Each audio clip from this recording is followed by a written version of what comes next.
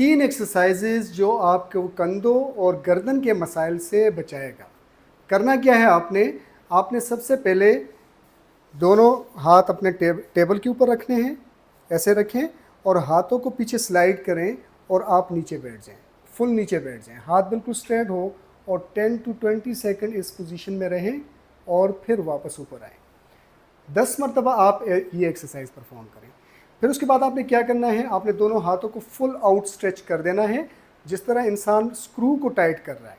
ایک ہاتھ کو آؤٹ ورڈ موو کریں اور دوسرے کو ان ورڈ موو کریں، اپوزٹ ڈائریکشن میں ایسے موو کریں اور پھر کاؤنٹر ڈائریکشن میں موو کریں، ٹھیک ہے۔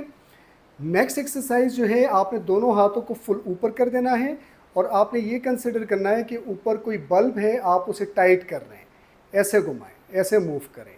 اور ان ساری ایکسرسائزز میں آپ نے اپنے کندھوں کو پیچھے رکھنا ہے اور اپنی گردن کو اسٹریٹ رکھنا ہے۔